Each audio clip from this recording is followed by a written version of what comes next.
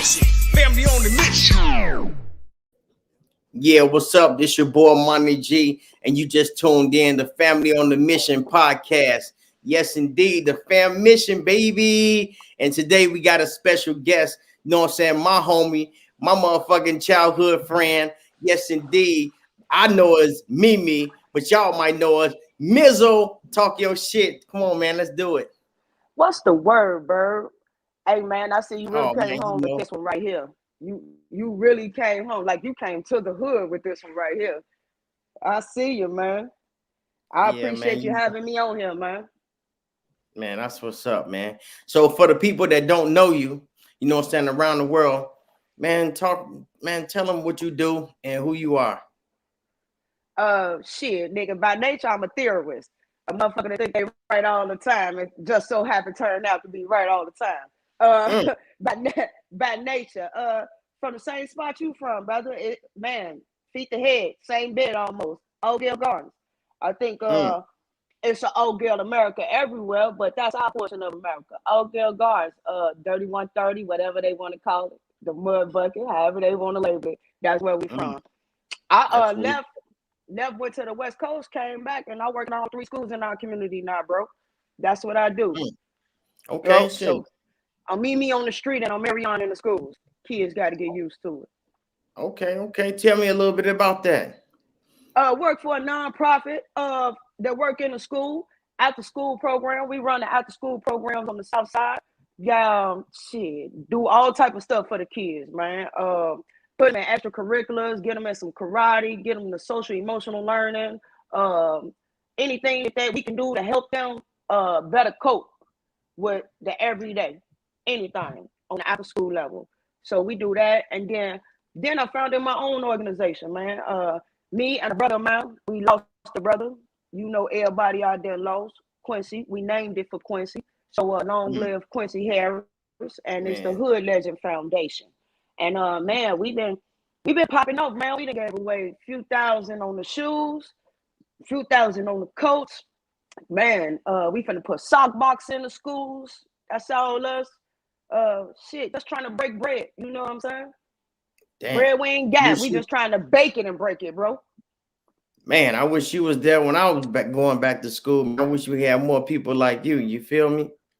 Hey, man, you know what, bro? We had them type of people. We had them type of people. The people was hard to see through the bushes, man, but we had them type of people. You feel me? Like them people existed. Really, the truth about it is now I'm one in few, bro.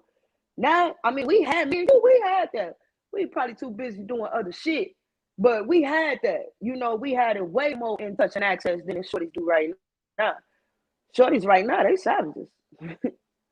We ain't dropping no gazelles. We ain't dropping no gazelles, baby. They all lions. They all beasts. And that ain't good. That ain't good for the ecosystem. Beast eat beast. You got to drop. You got to drop different level everywhere. Gazelle faster than a lion. Yeah. So, you know, that's where I'm from, and that's what I do. We had those. Okay, let me get this on. Popping.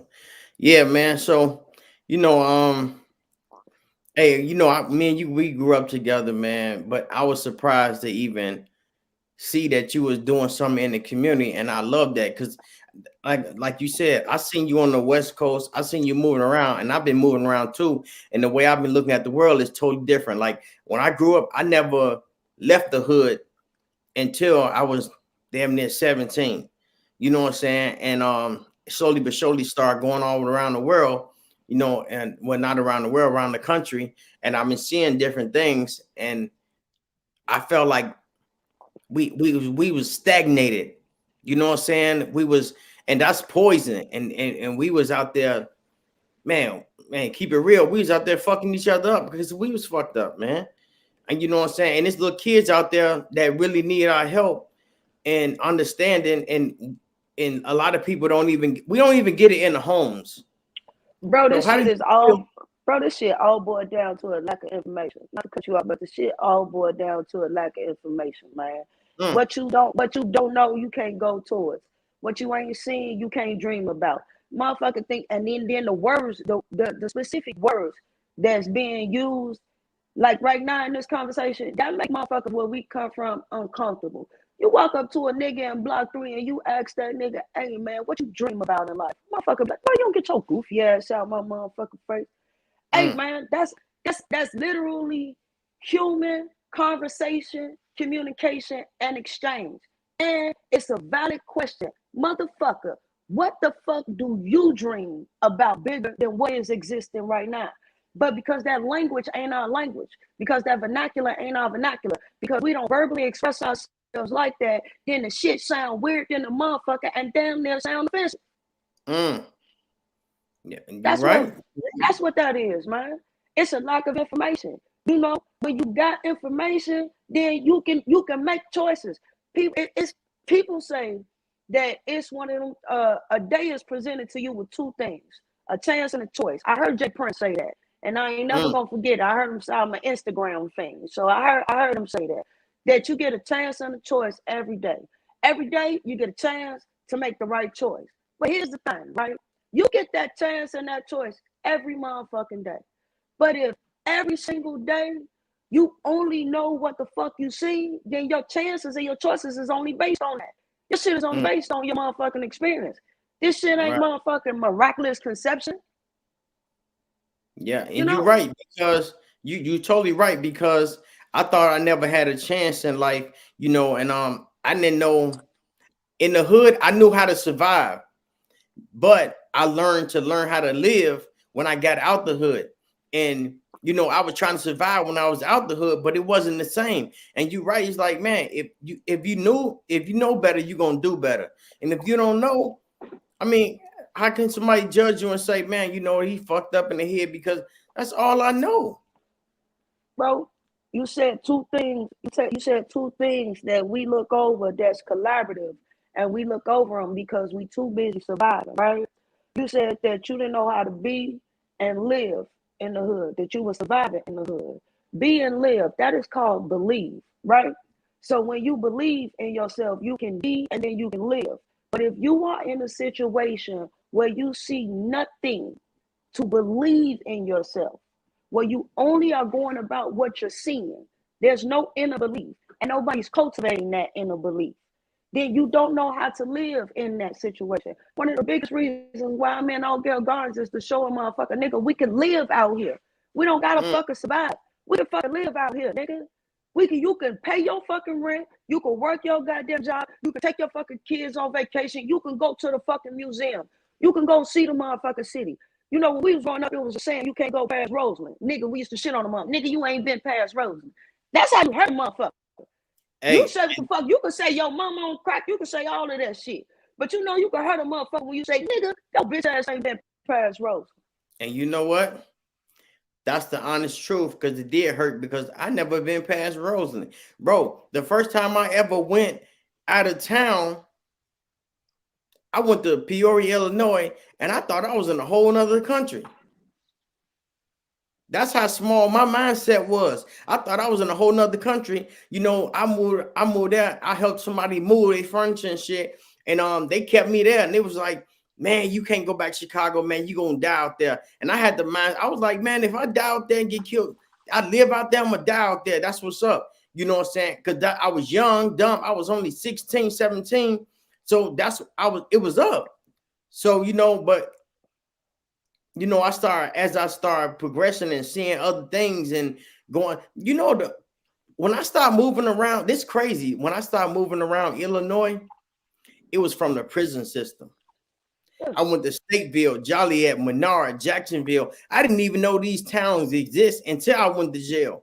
But I said, you know what? And people ask me, they say, man, Monty, why you be? I mean, I went to California. I went to Georgia. I'm in Florida right now. You know, I didn't went to Minnesota. I was all over the place. And they said, man, why you keep moving like that? Because it's my choice now. At first, I didn't have a choice. Ain't nobody forcing me. Man, ain't nobody forcing me. No So yeah, it's a lot of kids. It's a lot of kids out there that haven't been past Roseland. You know what I'm saying? And it's sad. They ain't been past they bro. They ain't been past their living block. It ain't even necessarily the gardens. It ain't necessarily where we know the low end. or what kids now call park, what used to be Parkway, but they call it Old Block or something now. It ain't none of them things. None of them things, bro. That shit is a motherfucking it's a connective line through almost every urban below the poverty line ass motherfucking community, my nigga. That shit exists, that thought process. Because what people don't understand is when Tommy and fucking Bear is talking about going skiing, that's because they heard of the ski trips. Even if they never seen them, they heard Josh and them went skiing. Woo woo. Let's ask them what ski lodge do they go to. Let's get on that, and then boom, they matriculate and they take their family. And that's something real small. It may sound small, then I'll pick skiing. But here's the thing, right? Who the fuck you know from Oakdale Gardens went skiing? Who the fuck you know? No. Who the fuck you know from the hood that went skiing? Now you're not gonna convince me that we ain't worth the thought of ever even wanting the appeal to go skiing. It ain't no motherfucker around me talking about the shit, man. And I'm just supposed to wake up Saturday and say, you know what? I think I'm gonna go skiing. Now, to the mind that does that, I salute it, because those minds do that. I was a mind that used to wake up like, man, I seen a glimpse of this shit somewhere. I need to apply it to myself. But to those minds that don't do that, you got those of us, people far more educated, well off than myself. They turn back at them motherfuckers and say, you using this shit for an excuse. Your ass ain't trying. This, that, and the other. They doing all of that shit, but they ain't took no time to say, hey, this is what this look like. This is what a different thought process look like. This is what a different way of living look like. They done took the time to say, your ass ain't shit. But they ain't took the time to tell you, this the shit you worth. So now you got way more motherfuckers walking around with no fucking worth. And you know, walking around thinking that they worth it. Right. And you know, if as I got older, I realized that, you know, when you read books, man, you escape the mind. Like, you know, when I was in jail, and man, I ain't gonna even lie, the first book I read and it took my mind somewhere else was The Coldest Winter Ever. I was in the county, in Peoria County. Somebody gave me a book and I say, man, that shit cold. I felt like I was wherever they was at. I felt like I was there. You know why? Because you can relate to it, though. That's why. Because the shit you was reading, it was pieces and portions of the shit that you seen. That's what captivated you. See, that little small mechanism, nigga, that's in every motherfucking thing we do. That's in the music you did, nigga. I remember when we was shorties. We come a long way from goddamn it rapping over tapes in your goddamn bedroom and shooting out pop bottles behind the Catholic, bro. We come a long way from that. And look at our mindset now. That's because somewhere along the way we seen something. Something that was seen. It wasn't nothing that was derived, and we great minds. But somewhere along the way, it was a different picture. I don't give a fuck if it was a glimpse. Motherfucker said, oh shit, it's something more. It's more than this. It's more than what the fuck we know. Well, you seen that shit, bro. You ain't the same motherfucker that I was walking across the street to, goddamn it, going to play with and going to fuck around with and find the trouble that we can get into, goddamn it, in 17.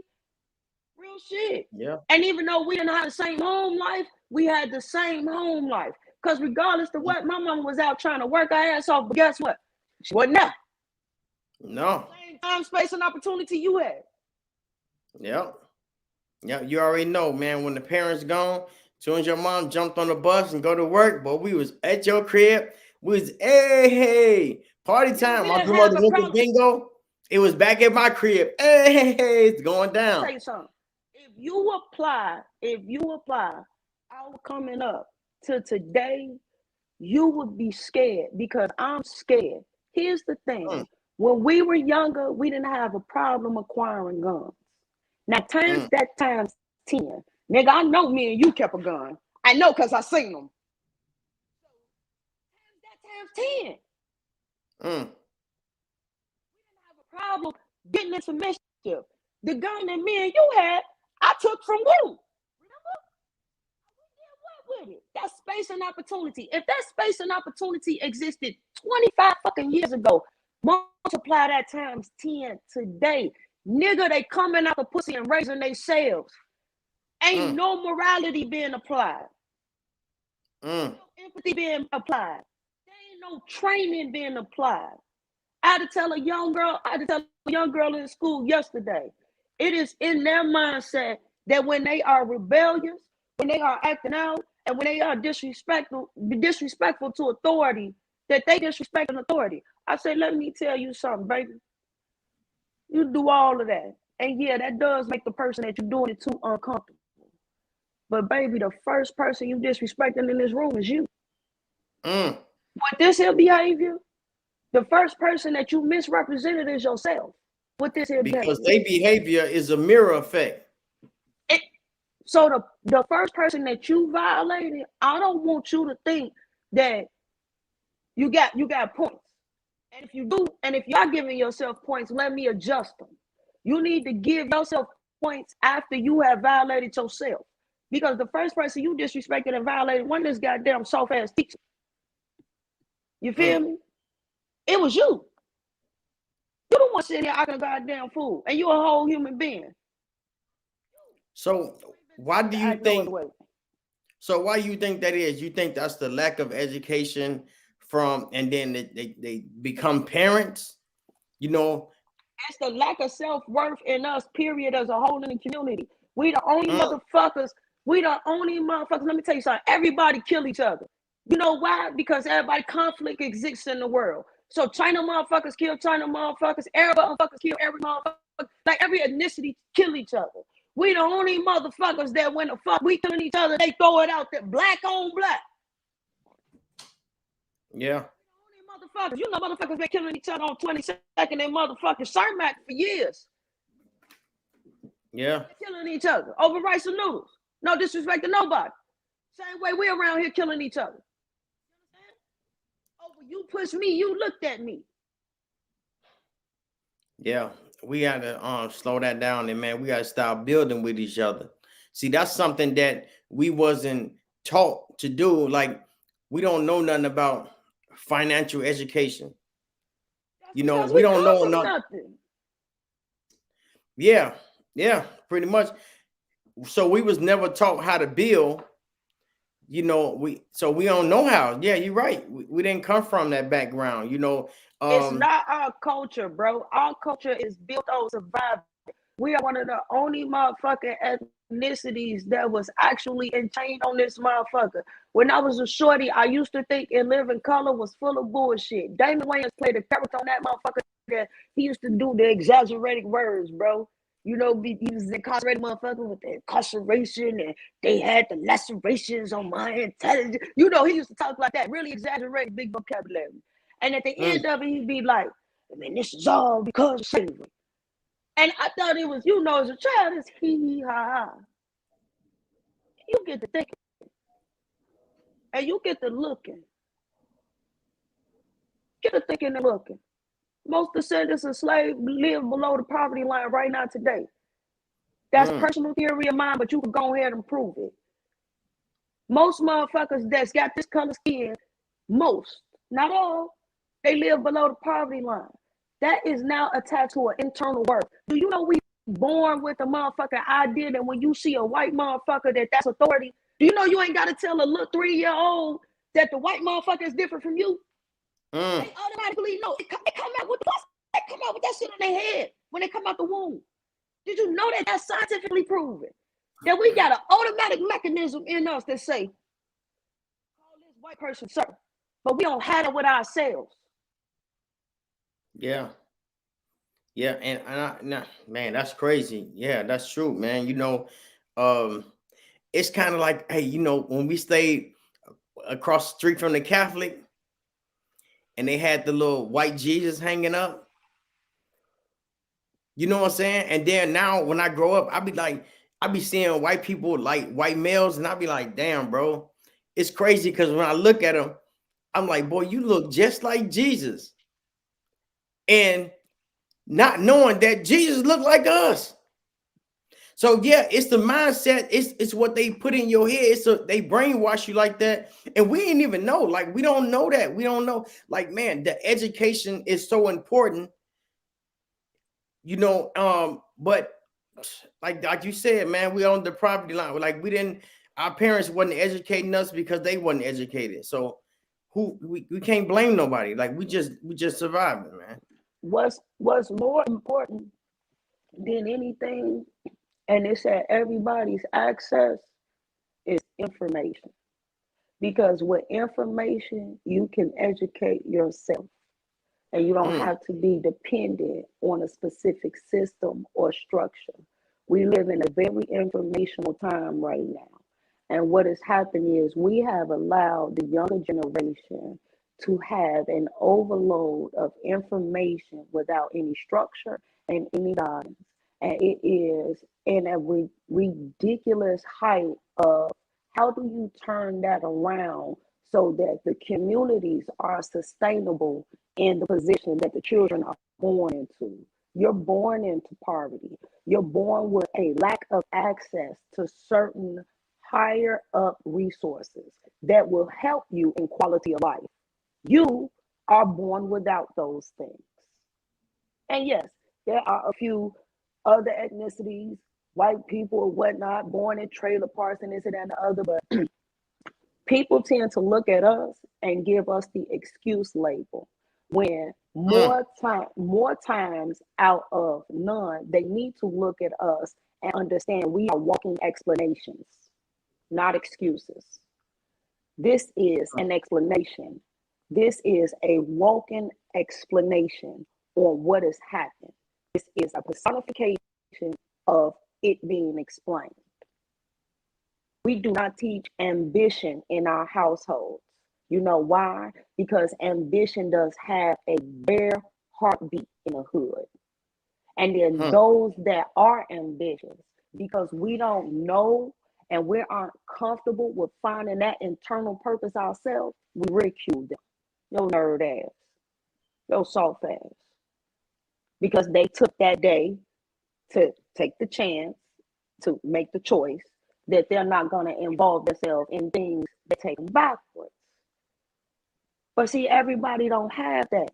So if you can't find that hook in life, if you can't find that thing that gets your attention, you will find yourself lost at a very old age. I watched my mom. My mom worked 20 years as a security guard. Boy, you know my mom. Yeah. My mother, and I speak with freedom because my mother has always dealt with me like that. My mom was a functioning addict, bro. I didn't. Whereas a lot of my friends' moms wasn't functioning addicts, my mom was. I'm gonna get that motherfucking allowance. I'm gonna get them motherfucking shoes. I'm gonna get that starter coat. You already know. She did that for Yeah. 20 years. But to think that she didn't have no further ambition than what she was, nigga, that'd be disrespectful. My mother wanted to be all type of shit. We was the only motherfucking crib in the hood that had a piano. We still got that piano, bro. Mom still got that piano. I mean, the motherfuckers you walk into the hood and they crib got a real live wood ass piano. I remember. I remember. We used to come over there playing on it. Like, It's other shit motherfucker wanted to do. But if you don't catch that motherfucking hook, if you don't catch that shit, nigga, you will look up and find yourself 60 some years on past. mm, And you ain't did nothing of purpose. that's crazy. So, I wanted to ask you, like, because we haven't talked in a while, you know what I'm saying? We've been doing our thing, living our life, and they like, man, Mimi, she work at the school, man. She at all of the schools. And one of the schools I went to, you work at, and I want to know what made you want to be a public service at the school to help kids out and just be a part of that. Like what made you want to do The that? hood, the hood, right? So I was in Vegas on the West Coast. A brother of mine called me. He said, I know you. I used to fly to the crib every year for my B-Day when I was out there. He said, I know you coming for your B-Day. I got a job for you. I said, nigga, I don't need no motherfucking job. Nigga, I'm out. Nigga, so I got a job. Fuck, man, nigga, I don't need no fucking job. He said, yeah, but don't nobody give a fuck about you out there. And your ass don't give a fuck about a motherfucker out there. I say, you right, boy, this shit learning the bitch. I'm talking about I was square business, nigga. It's lights everywhere. I'm going straight to the crib, to the health club, and to work, and back to the crib. And I'm in Vegas for years, right? Bro said, well, when you come here, just check me out. I get off the plane. He had a job interview for me the next day. Except the nigga say, slide up there to Aldrich and be yourself. I say, what? He said, no, it's a job interview, but it ain't really like a job interview. But it's a job interview. Slide up there, talk to the person that, you know what I'm saying, we rap it just like this right here. Nigga, we rap it for like an hour. She say, well, shit, you high.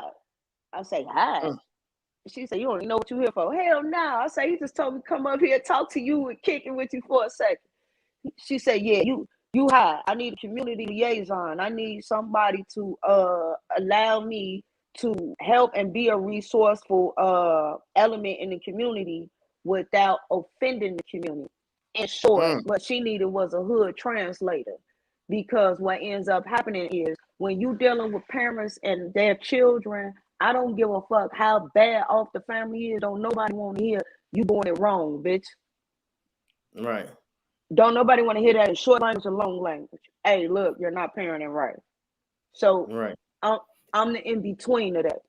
And right. the They definitely don't want to hear that. I mean, cut you off. They definitely don't want to hear that from somebody that don't look like them, and you know what I'm saying, don't feel the way they feel. Like, man, like we stay out here in the G, and you probably stay somewhere. You don't know my lifestyle. You don't know what I'm going through. So yeah, you're the perfect candidate for that. Yeah, I can see that. So it was the purpose. It was the fact that I was gonna be able to actually make a little money, survive, but have some purpose. That was gonna allow me to live. When you got purpose every motherfucking day, you feel alive.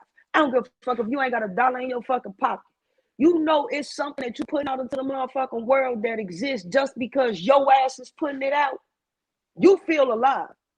So it was the purpose. I couldn't have no motherfucking better purpose than to come back. All this motherfucking talking I be doing, fuck I'm doing talking over there in fucking Vegas. Motherfucking people don't fucking know me. They be talking my ass over here. So to me, when I came back and after she said I was high, I called my homie in Vegas. Hey, pack that crib up, left everything that moment. Pack that crib up, call that job. Hey, send my check here. I ain't coming back. It was a little bit after Quincy had got killed. You know, was going through a low point emotionally at that time. Right before Quincy got killed, what happened was Quincy, Outlaw, and Goldie got killed in less than 31 days. And it knocked me off my rocker in a mental sense, because I was like, damn. And it was the kids, bro. Yeah, no. No, bro. It was bro. Like literally, that's where the live videos come from. Motherfuckers be like, you know, damn, this was just going on. I ain't nobody saying it, nigga. I'm 42 years old and I know what I done did out there. So if it ain't a motherfucker like me or a motherfucker that got way more stripes than me in these motherfucking streets saying something, nigga, we bogus as hell. Nigga, somebody, nigga. And that's what it is, man. We got to keep it real, and ain't nobody keeping it real with these kids or these teenagers. And some grown folks need to know, like, for real, like, man, bro, that's all a mirage, man. We sit here and, you know, we love the gang and all that, but at the same time, man, we got these little kids growing up trying to be like us, and then they try to be like us so much when we do try to chastise them and tell them, like, bro, this ain't, they'll blow your mom, they'll blow your ass down. They'll blow your ass down, fam. Hey, let me tell you something, fam. It's 2022. I done been in the hood for the last 3.5 years. I done goddamn it been close to my motherfucking repass more than 3 motherfucking times. And the only motherfucking thing that got me out the situation wasn't the fact that goddamn it, I had motherfucking equal combative. The fact is, I had a motherfucking bigger thought process and more information than the little nigga that was on me. To his face. First of all, baby, you gonna get this moment. You got the up. You gonna get this moment. But you gotta take this moment with you. I ain't. I'm good right now. I'm more good than you are. That language right there. So I got a question. what do you love about like you taking this opportunity to be yourself and help the community out? You know what I'm saying? Like, what do you love about that? Like, man. When when a motherfucker that's like, cause I'm 42, so when a motherfucker that's like 26, 9 times out of 10, if you our age, you possibly got a 26-year-old or 16 or 26-year-old, somewhere in there. When a motherfucker about that age be like, man, Mimi, I swear to God, you ain't never played with me. Everything you ever told me made sense. When they walk up to me and say, I don't care what, you ain't never smoked no weed with me. Thanks. When a motherfucker thank me for not passing them the wood, you know, they see you out of the hood, they make you whatever you is, whatever they want you to be in their head, and then, you know, someone try to befriend you or something. You know what I'm saying? Or you got a lot of little play nieces, play little nephews around there, you know, and they think it'd be cool if they spotted with you doing something mischievous, you know, or doing something that ain't productive, you know. But in their mind, that is productive. Make no mistake about it. That is legitimate. That is a legitimate bomb. But motherfucker like that, and I tell them, no, shorty, you can't kick it around me. No, I wouldn't dare shake up with you. No, baby, you don't even know what that's about. No, baby, go ahead. Got a bootleg in it. I got a bootleg in the crib. At the crib. Little nigga attempted. It is what it is. But he attempted to rob me and the wife because I wouldn't serve him a week before. He 15. We don't serve nobody at the door that ain't 18 to buy tobacco. That's my thing. You know why? Because nigga, when we was coming up, who didn't give me money, whatever the fuck they ass for out there? I know I could walk up to a nigga this tall.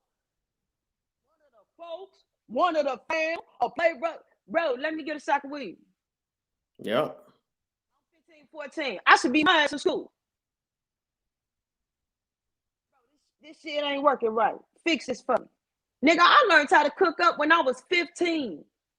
God bless the dead, a motherfucker that I love death told me. But I was 15 and that nigga was damn near 40. That's what you do, shorty. So that's what I love. Man. I love that I ain't the type of motherfucker that I grew up with. That's what I love. I love that they get to see, nigga, we can live in this motherfucker. That shit don't make you tough. It's easy than a bitch to blow somebody down. It's hard than a motherfucker to let a motherfucker get away with what you feel like is crossing your personal line, bro. Right. That say you more of a man than anything. Bitch, I just let you live. Yeah, and that's what I had to realize. You know, people be like, man, bro, I kill for you, nigga. I die for you. And I'm like, nigga, that's the easy part. Try living for me. Try living for me. That's, you know, that's hard. You know what I'm saying? We survive and all that. We kill and we are, but nigga, I ain't finna how you throw yourself away for me because our friendship. Bro, I don't want nobody killing for me, and I don't want to kill for nobody, bro, and I don't want to hurt nobody. You know what I'm saying? That's a sickness that we had that we thought that was cool. We trying to get that recognition from other kids, and I always say it, man, and it fucked me up. So my kids, they run around, man, gee will. I say, man, y'all don't know shit about shit, nigga. And that's, nigga, you know why? When people they don't want you to know about shit, like educate yourself. Same thing with my kids. They don't know shit about shit because I don't want them about. They listen to the music and I tell them, boy, them boys out there bullshitting. They bullshitting. That music don't get you in trouble. Don't follow behind them. Don't follow behind them, yo. Because that ain't no real shit. It's crazy though, but that language that you just spoke of, that's all attached to self-worth. When you got, and people say that you can't attach monetary value to peace or happiness, but that's bullshit when you come in the game and life dirt fucking poor. That's bullshit. You wonder why fucking buying Jordans, bitch? Because Jordans is $300 and a fucking crib and good credit is $300,000, bitch. That's why I'm buying Jordans, and I don't got $300,000. but I can get this hot 3. What's wrong with you? And I want to feel like I'm worth this. You feel me? It's about self-worth, man. It's easy to blow the next nigga down because you don't feel like you worth nothing, and you feel like this nigga about worth as much as you, which is nothing. It's about self-worth. Yep. And I said that when I was doing music, I said that in the song. I say we have spent $300 on a pair of shoes, not the hoop, just to let you know I'm doing better than you. Yeah. You know what I'm saying? Well, I'm doing, nigga, I ain't even got the, it's not even necessarily about doing better than you. Look, nigga, I ain't got to get in the government cheese line, even though that bitch don't exist no more, and motherfuckers don't know how that feels.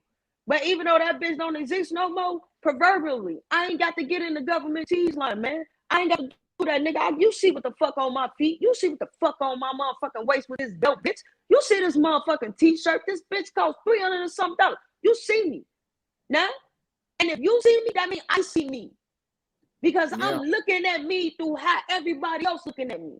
This is why I can blow you down. This is why I could not be in school. This is why I don't got nothing extra going on with my motherfucking self.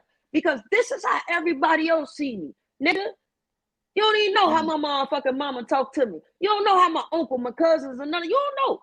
So you motherfucker go to school. Bitch, if I even see you acting like now one of these motherfuckers, you finna get it. But you ain't nobody that love me. They don't understand this motherfucker mindset I'm talking about, bro. This is a motherfucker born with. And if a motherfucker don't deliberately get in that motherfucker, and I'm talking about getting the trenches, you motherfuckers talking about the trenches. Now getting the trenches in your motherfucking baby's head. Wake up and say some motherfucking positive affirmations. See that right there? Wake up and say positive affirmation. That's 5 motherfucking words. But if you say that to a random motherfucker where I'm from, not from where another motherfucker from, but if you say that to a random motherfucker where I'm from, they gonna look at your ass like you crazy. Nigga. Man, you know, yeah, man. It's crazy that, you know, how we grew up. It's crazy to even talk to your kids about some positive shit. Or I don't remember, like, you know what I'm saying? My grandmother used to give me hugs and shit. And man, she used to pray over me. You know what I'm saying? Her prayers worked. Her prayers got me up out of there. You know what I'm saying? But I know a lot of kids in our hood.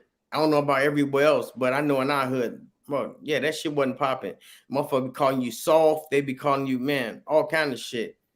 So, bro, I speak blindly, but when I say I speak blindly in the statement, but I speak deliberately, that thought process is in every urban community that resembles our own.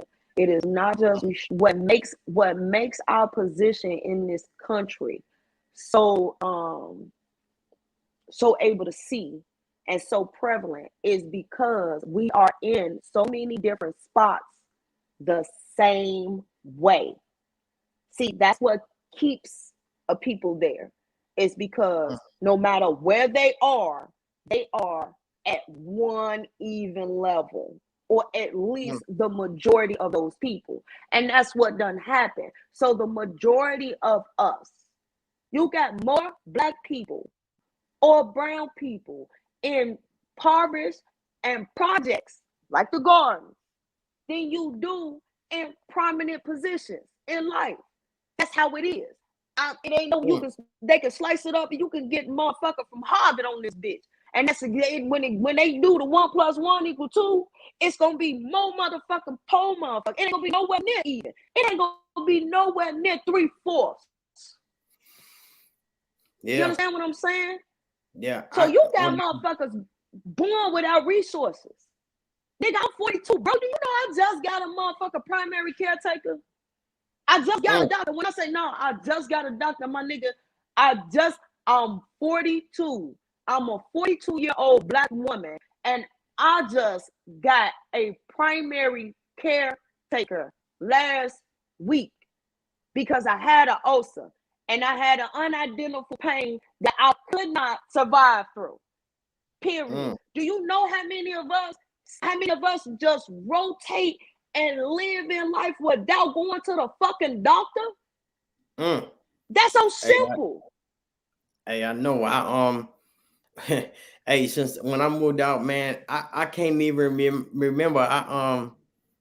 You know, a couple years ago, you know, my teeth was all bad. I had to go get my teeth fixed. I'm like, damn, I don't even remember my mama taking me to the dentist.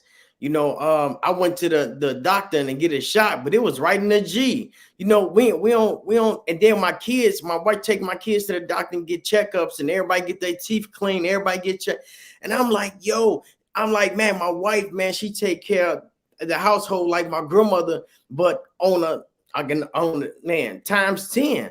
And I'm like, damn, I didn't get this growing up. I was just talking to my son, and I was like, bro, don't you realize that I didn't have no white kids in my class or in my school, high school or grammar school? And he was like, man, that's crazy. He like, cause it was one time we stayed in, I don't know what city we stayed in, but probably Minnesota or somewhere. No, I don't know. But he was like, man, you know what?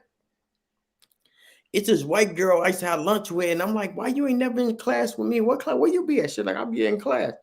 They had the same class with different classrooms. And I'm like, you know what? It's designed like that. And that's why I tell y'all it's so important to read, because both of my kids, they graduated from high school. But I still see it. I'm like, bro, how y'all graduate from high school and y'all bullshitting? And when I ask y'all questions, y'all don't know how to answer. Man, they just push these kids through school. And I know because they pushed me. I did my second year high school.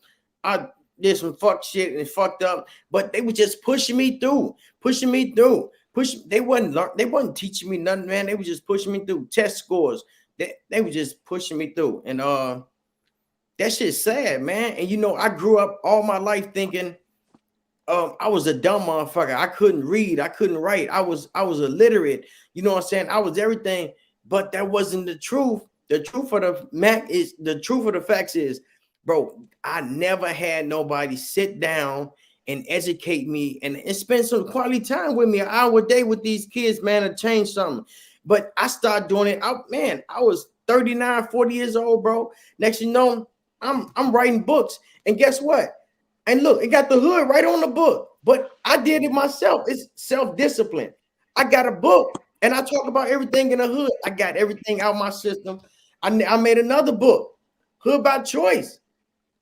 And I got the hood on it. And I got Minnesota in the back. I got another book.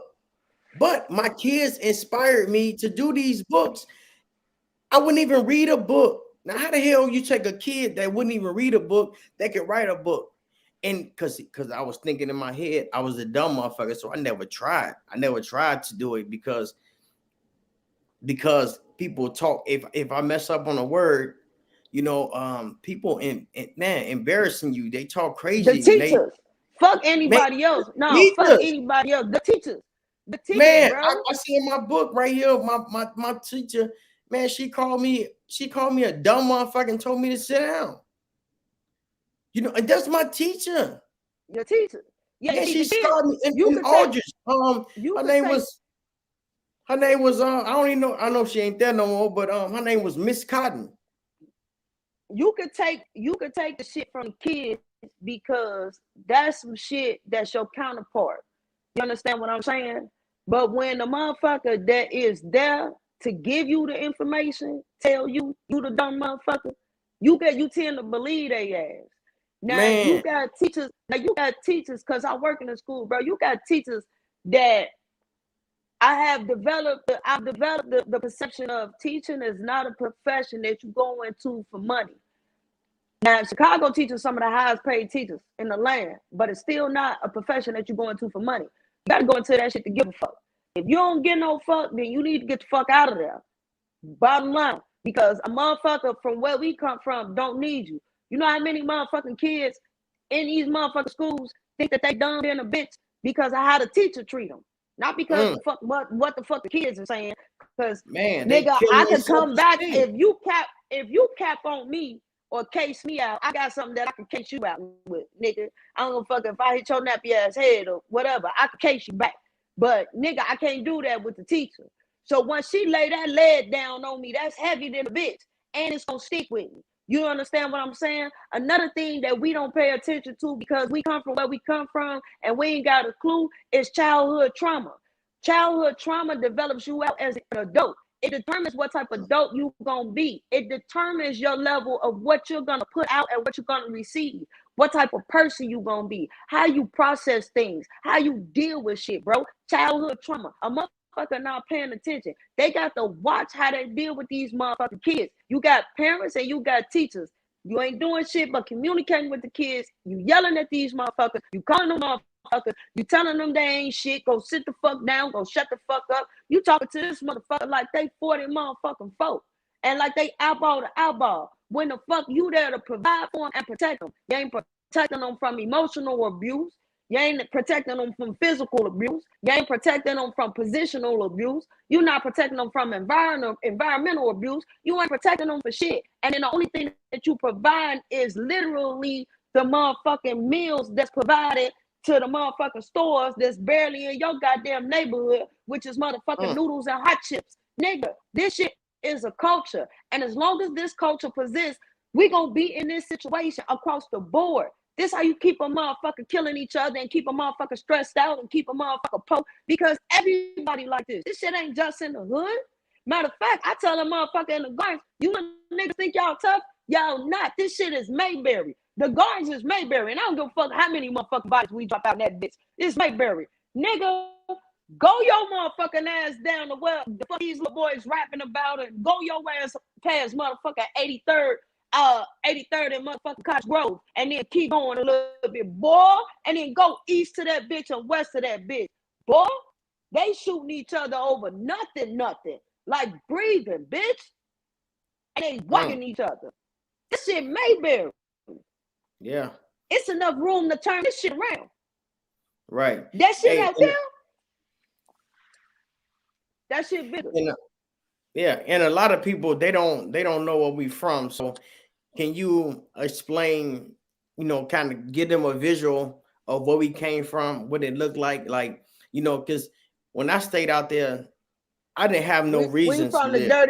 We from the dirty 130, and we ghetto than a motherfucker. Guys here even through the obstacles. We from there. We ghetto than a motherfucker, and we from the dirty 130. That's where we from. And you know what? It hurts me because we from a spot of tradition.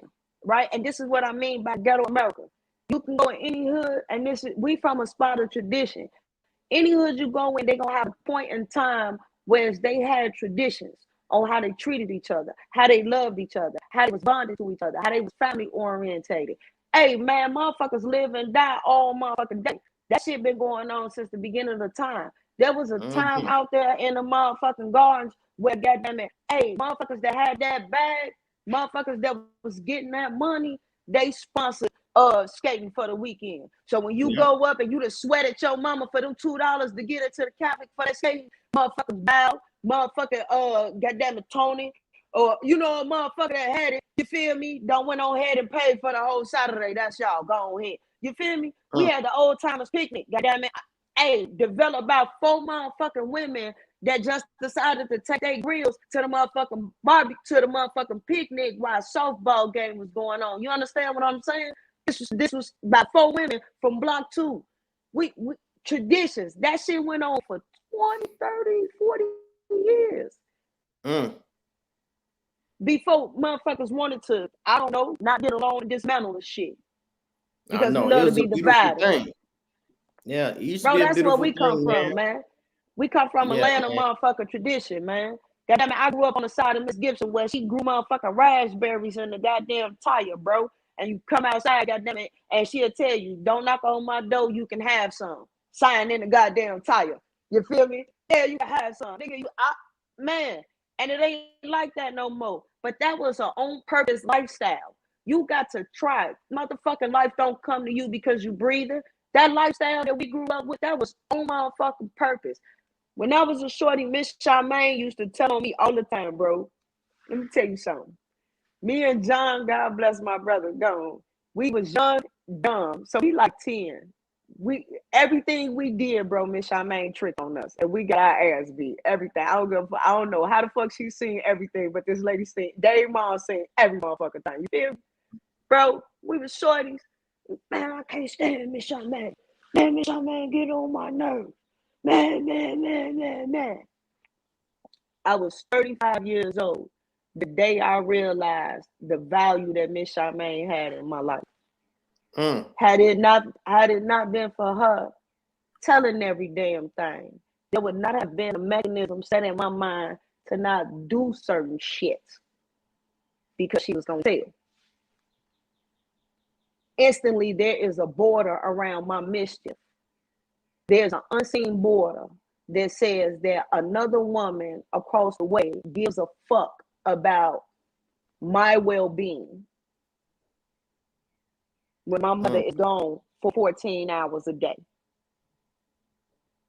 So now I can't sneak out and go to Money to Know. And it's 10 o'clock. Miss Charmaine gonna tell. She gonna tell. So now I'm stuck in the crib. I can hear the next day, you, Sandra, cool, somebody say, boy, we got in the woo-woo. And motherfucker went to the gate and said, five, this is another. And come to find out, the only thing that I have is the space of listening to the story because I wasn't there in the danger. Miss Charmaine. I was 35 years old before I realized that woman was a piece of saving my damn life and getting me to here. I needed to have been encompassing as much as I could. And now that I'm older, I have adapted some things that belong to her because she saved mine, and I'm damn sure not going to contribute to anybody losing theirs. On the real. So I tell a motherfucker, I ain't finna tell your mama. I'm going to tell you like this right here. That's a bad decision. If I catch you doing that again, I'm going to embarrass both of us. It's going to look weird. You being aggressive with me and me being aggressive with you. That's going to be attention we don't want. And then that person going to think about it the next time they see me. I don't know if they go the other way. But what they ain't going to do is what the fuck they was doing when we had that conversation. Right. I got that from Miss Charmaine. Yeah, that's crazy, man. You going back. So now you got me thinking about you like Sandra Cook and all. I'm like, you think so. On that note, I'm gonna ask you two questions. But the first one is, if you can talk to your 16-year-old self at the age you're at right now, what would you tell her? Oh, nigga, stop. Stop. Hold fast. Stop, nigga. Go your ass to school and excel. Fuck you fighting that shit for. Oh man. Go your ass to school and be what the fuck you supposed to be. What the fuck is you fighting that for? Because the 16-year-old me was deliberately running the opposite way because it was easier. It was easy to go to school. I'm good with the words. I could get some decent grades. I could pull the bullshit in. But when it was time to actually apply myself, because my mama wasn't around and Pops had been wherever, the actual pressure to apply myself was left up to my responsibility and my accountability. And when it came down to that, the 16-year-old me folded. So then now you got, when you look back and you be like, damn, man, woo was in the same spot and woo did woo. You know what I'm saying? You don't look at it like that. You should look at it, talking about myself in the sense of you and woo was in the same spot. And when it came time for that pressure point, your bitch ass folded. So I tell me, boy, hey, that shit ain't going nowhere. I don't get no fuck. And I had a great run. Oh God. I'm talking about never hit the system or none of that. God damn it. I had a great run to about 35. Living with not say second childhood. I was that nigga he was rapping about. So, and this is my second question. I feel you on that one. It's my second question, right? I heard something about you, but I never talked to you about it. And we won't talk about it. But what is the craziest things you heard about me? One of the craziest things you heard about me. And I'm going to ask you about the craziest things I heard about you. I wouldn't say any of the craziest shit I heard about you on air, so nigga. Nigga, do you know who you is? That's a dumbass question. What the fuck? Man, not crazy like I'm saying, like Nigga, I ain't got it. You got me beat. You gonna have to tell me so I had to give me an idea. All right, so the craziest thing I heard about you was I remember when I was in the hood and I was chilling doing my thing, and they said, "Man, Mimi got shot," and I'm like, "What?" And I remember I came over your house and visited you, and you was like, "Man, I can't talk," and I was like, "Damn!" And I was always puzzled, like, "What the fuck happened?" So that was the craziest thing. You want to tell me about that?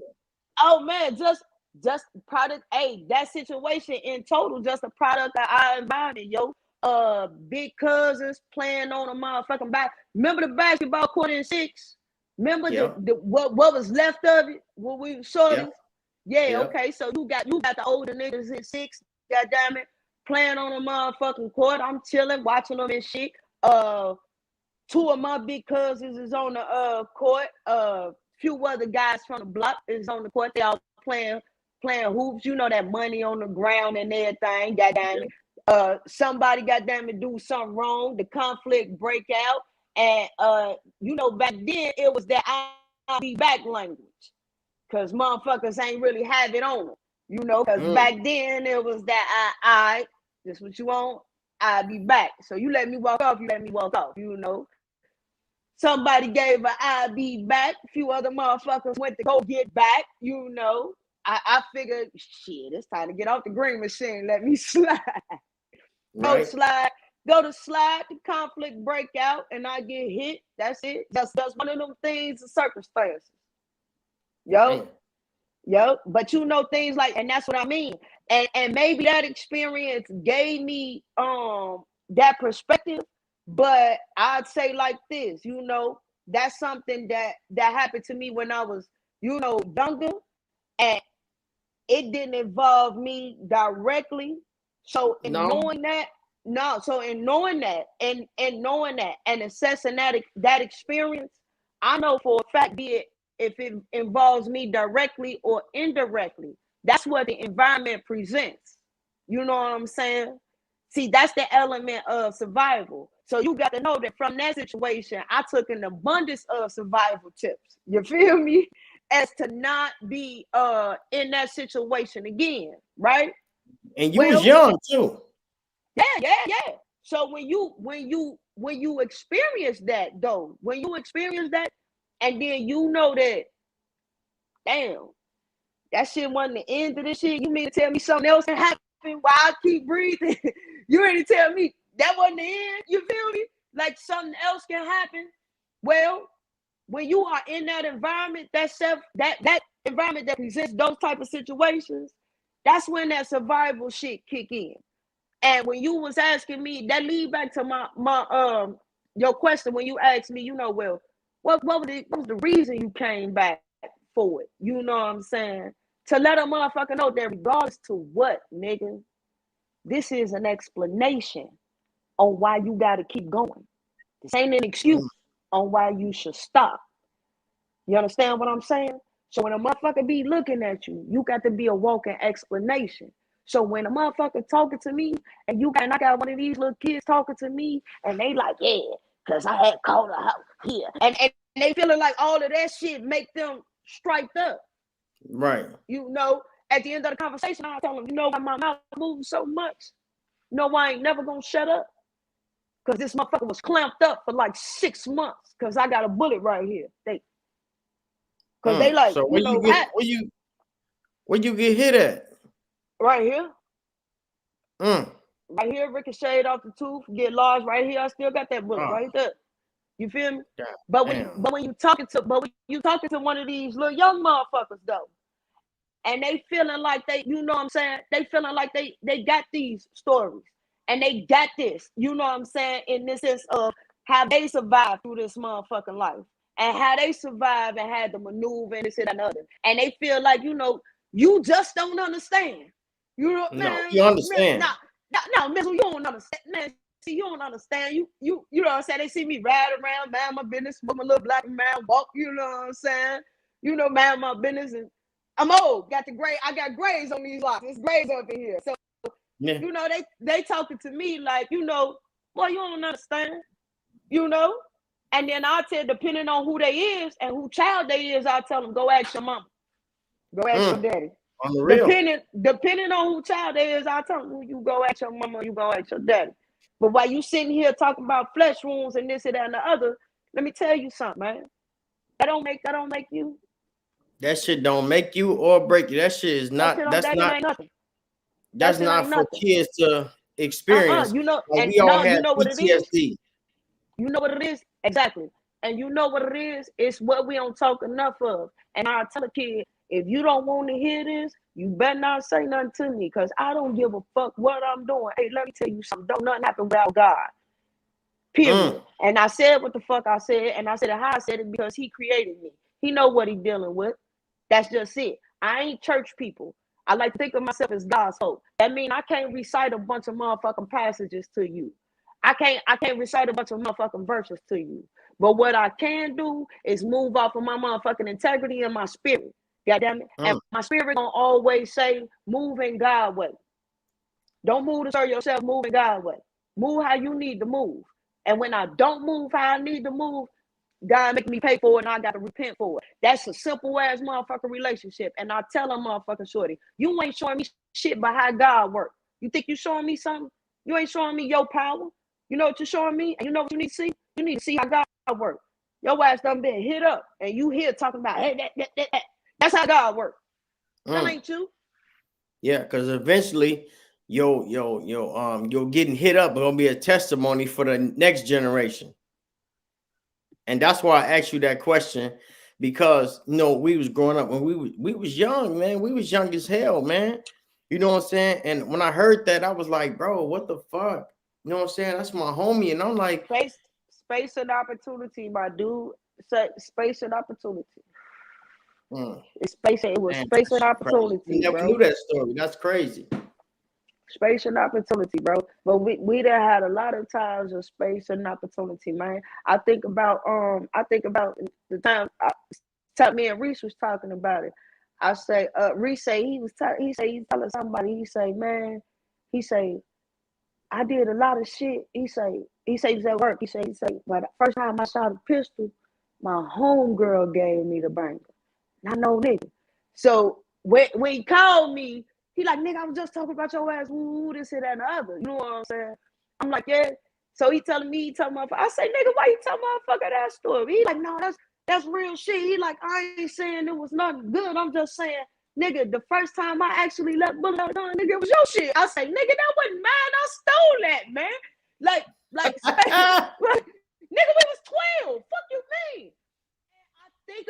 And I think back to that, and I'm thinking, me, you, Reese, behind the Catholic, shooting at bottles with an old ass 22 that I done cuffed off my stepdaddy. Nigga, we could have killed somebody. Man, nigga, we could have killed us. Nigga, we could have killed us. We could have killed somebody. Space and opportunity, man. So if you got too much space and opportunity, and right now this shit double board, you got too much space and opportunity and no motherfucking moral compass. Somebody just was talking about the moral compass. You know what I'm saying? What's that for? Man, it ain't one, my nigga. Man. It ain't one. It ain't one. It ain't a moral compass, man. These kids ain't got no motherfucking accountability or responsibility. When you put accountability on the child, they feel like, nigga, I have talked to a motherfucking kid, and the kid rather I have been cussing at their ass because they can understand that language. Motherfucking kids start breaking down, crying to me, talking about, why you talking to me like that? I said, what you mean? He said, why you talking to me like this? I said, because I got love and respect for you. I've not yelled at you. I've not used profanity against you. All I've told you is you can't be perfect, and the behavior you're displaying is so far from perfect that you need to try harder. Bottom line, that's all I said to him. And it was an isolated conversation. It was an isolated conversation. It wasn't in front of anybody else. I pulled the young man to the side. We closed the door and nobody else heard our conversation. But because it was so direct and called for him to be accountable for his actions, and it wasn't just somebody hollering, yelling, and dismissing his ass, and he can just go on the fuck on, it felt like the world was on him, man. You know why? Because he couldn't comprehend that language you was saying. And he like, man, you telling me to try. He's like, what is that? What you mean try? Like, what do I have to do? He don't know what to do. They don't know what to do. You know what I'm saying? He don't know what the fuck to do. And he get frustrated and he just start crying. Bro, and that's exactly what the fuck happened. Because in this motherfucking crib, they don't know what the fuck to do. Right. So I break it down like this in layman's terms. You know, if I gave you a bike and I said put this bike together, but you ain't had no instruction manual, you will get frustrated and cry and give up too. Exactly. And throw that shit like fuck this bike. That's what that is. They don't have no instruction manual and they get frustrated and they take their anger out on other people. And if you apply that to trying to survive in life and then to becoming an adult, to never seeing any external thought processes, ways of living, if you apply that specific experience to trying to get to adulthood and then to be a contributing adult in society that is not harming themselves or others, nigga, that's hard. It's hard. I don't want to hear I made it out, why the fuck you can't? I don't want to hear that shit. I want to hear I made it out, this how the fuck you can't. That's what I want to hear. I don't want to hear I made it out, I could do it. Nigga, you just got to try. This shit hard for everybody. I don't want to hear that shit. Yep, that's real. I want to hear that shit. I used to say all the time, like, man, I'm from the hood, and I get out, and I'm like, and I step back and I say, hold on, money, man, you need to check yourself, bro, because you have opportunities and other people don't get these opportunities. And then we see opportunities like our family member that's living somewhere else and like, man, would you come live with me? And we don't even see it as an opportunity. And we be like, hell no. And see, when I went to Peoria, that was an opportunity, but I didn't want to take it. But that's when I started having my kids and building my family over the years. And I had an opportunity, you know what I'm saying? They really damn near kidnapped me. And I'm blessed because if I didn't, I'd have been, nigga, we'd have been sitting in the same room talking shit, nigga. You know what I'm saying? Like, yeah, you know what I'm saying? But sometimes when your family members out of town give you the opportunity to come visit for the summer, man, take them opportunities. Man, them opportunities that can change your life, man. You see something different because, you know, you so comfortable, you don't want to leave, but you got to understand that your comfort zone is your danger zone. And you know what I'm saying? Like, oh man, I don't want to go there because I ain't got no clothes and, you know, my shoes bummy and they too nice over there. And this, I don't know how to talk to these people. They too goody all of that. Yeah, all of that. Yeah, but all you know what? Shit. Like you say, man, you went around the world and you came back and now you a whole totally different person and you want to help the people in the community. But we have to step back.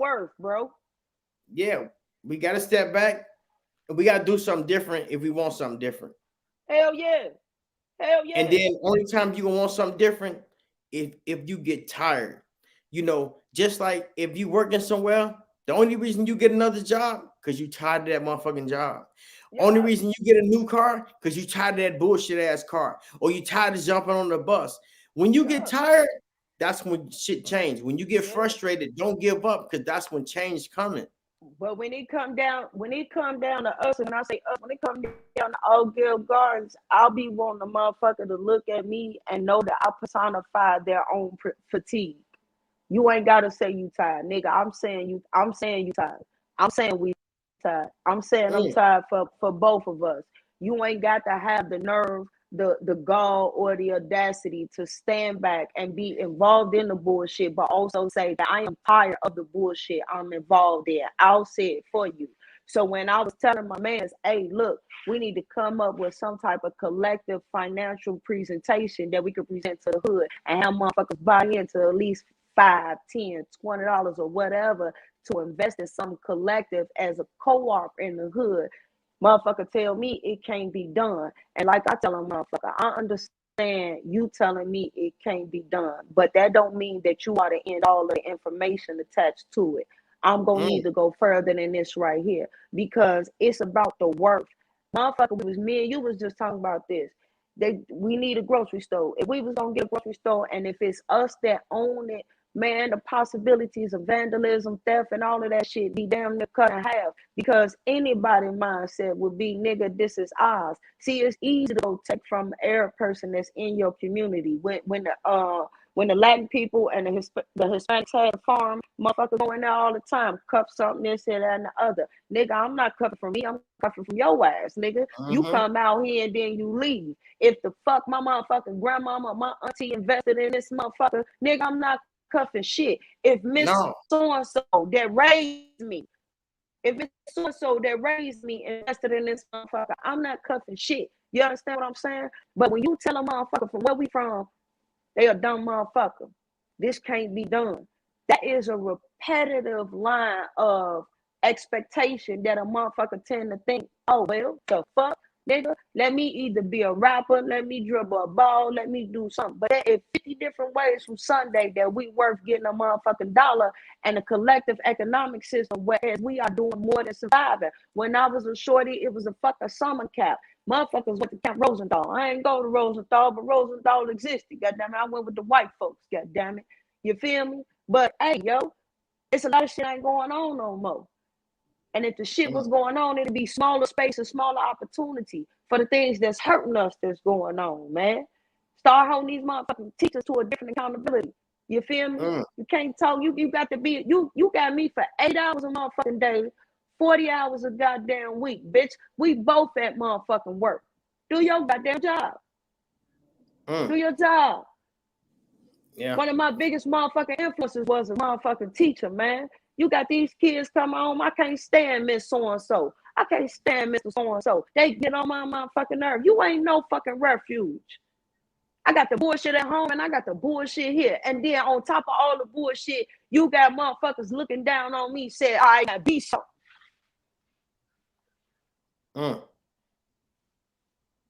That's crazy, man. That's too much pressure on them kids, man. You know, so on that note, I got one more question. I know you got a business meeting. She is the CEO, you know what I'm saying?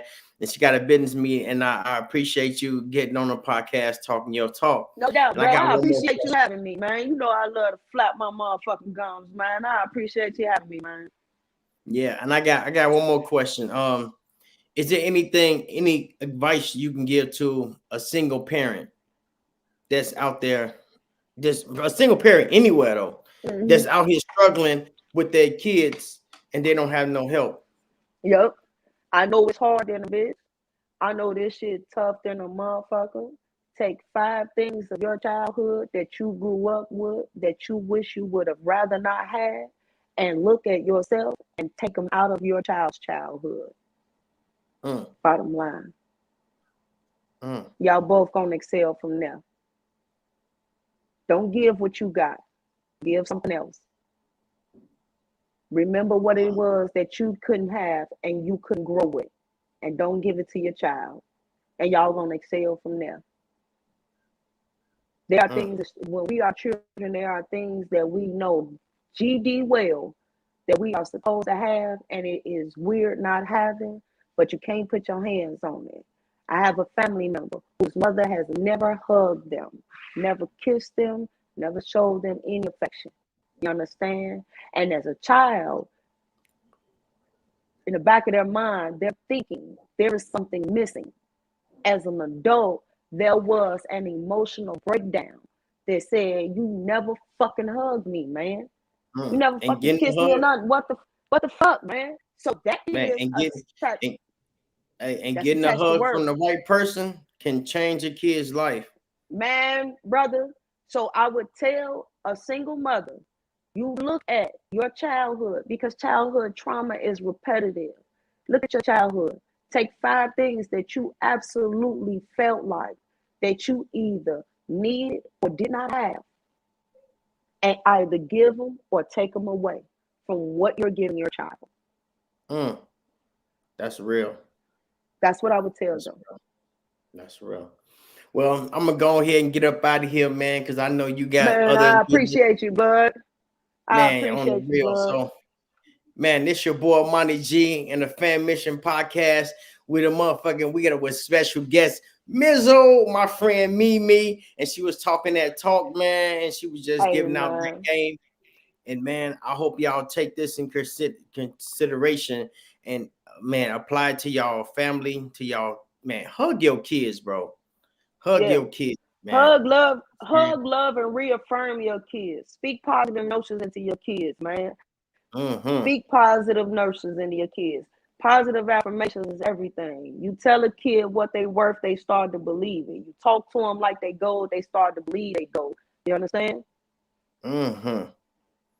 Yeah, and that's man. You know what? And that's another thing, man. I ain't gonna even hold you up, man. We're gonna do this again, you know, in the Anytime, future. brother. So, yep. Anytime. So yeah, signing out. G Love. Staff. Love, bro.